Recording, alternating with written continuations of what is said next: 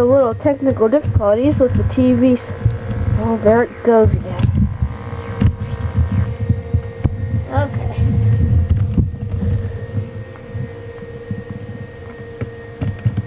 The TV system doesn't seem to be working with us tonight. Oh, here comes this one. Just warmed up.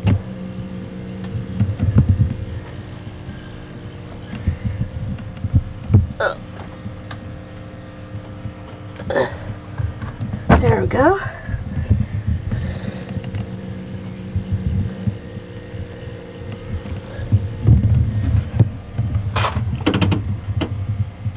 Maybe right there, and just wrap it up.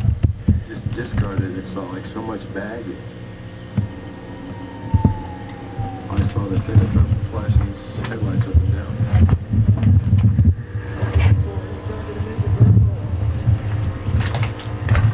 The baby's car is the only thing we do. It's almost even look like it's alive. Hey, press where you want to click there. I'll go through with the brand new baby.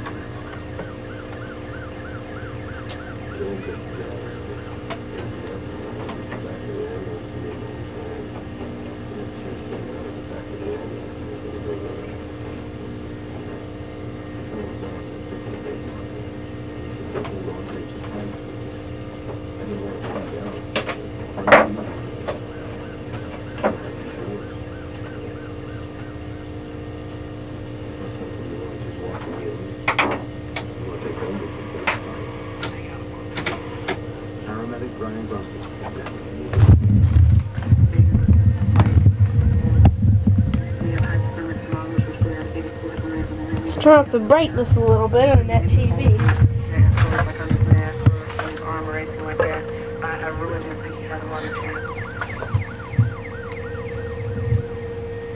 12 miles away, the Rural West Medical Center, two of our teams mobilized, including pediatric nurse Barb York.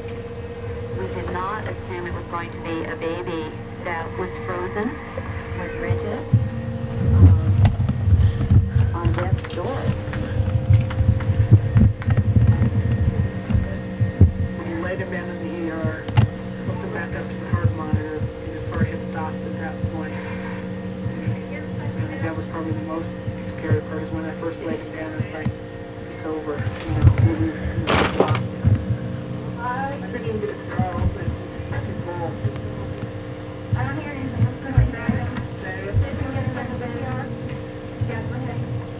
Dr. Trainer was next to me. We were suctioning the mouth, and she said, open the mouth. And I said, I'm trying. The baby was so cold. The jaw was rigid. Could barely get it to open. Pediatrician Dr. Charles LeBour was also called into the emergency. When I first got the call and was leaving the office, I told my office staff that I didn't think it would be very long before I would be back, because it didn't sound like this baby was salvageable. I thought the dear Lord would determine whether this baby was going to survive or not, and I just do my part. At the scene where the two Kens found the baby, sheriff's investigators left with clues to help them find his mother.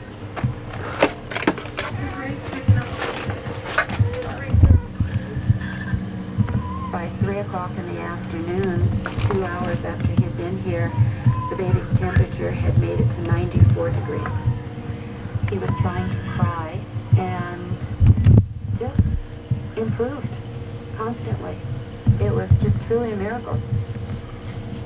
Within a few hours, the baby was doing well enough to be transferred to the nursery and given a name, Benjamin Kenneth Forrest. I left at about 3:30 and turned Benjamin's care over to the nurse on the next shift. And at that point, I looked down and I said, you're going to make it, Ben. I just know that you are. I called the hospital, asked them if he was going to keep all his fingers and toes and everything because he's awfully cold. They said, is this one of the Kens? And I said, yeah. They said, well, you can come and see this baby 24 hours a day if you want to. They said, we consider you guys family. Of course, we got instantly attached to him. This is my science project here. the fact that we saved his life hadn't really hit me yet. I think it was about the third night up at the hospital. Some women had been up there several times visiting the baby, watching through the windows. She walked up and asked me if I was one of the heroes. I just felt like climbing under the nearest table. Yeah, that's not me. You just do what you have to do. Think of it in that text. And here's another one of my TV sets. There's another one right there. There's one hiding back there. Hiding back there. There's another one. In the true spirit of Christmas, the baby who did no plan and no way to live. And this is what the inside of a TV set looks like, if you ever wanted to know. Christmas had a lot to do with it. As a matter of fact, when we were out being interviewed, they kept trying to put some religious ties to, you think God had anything to do with this and everything, and Ken and I both kind of looked at each other, and then we said, no, we said it does make you believe in Santa Claus. I thought that was really cute. He's not cute, but that was cute.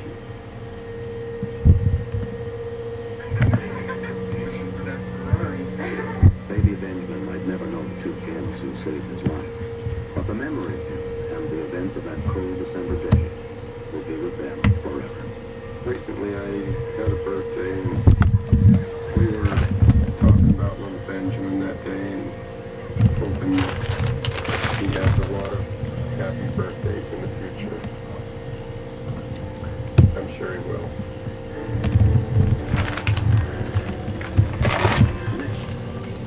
There's always possibilities of service still going on, and you hear anything saying no.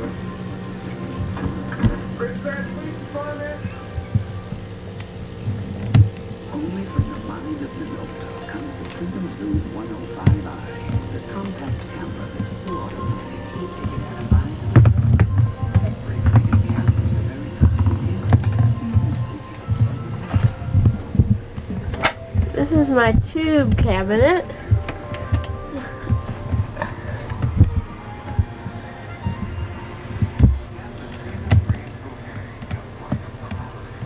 I think you can see all the tubes better in reverse video.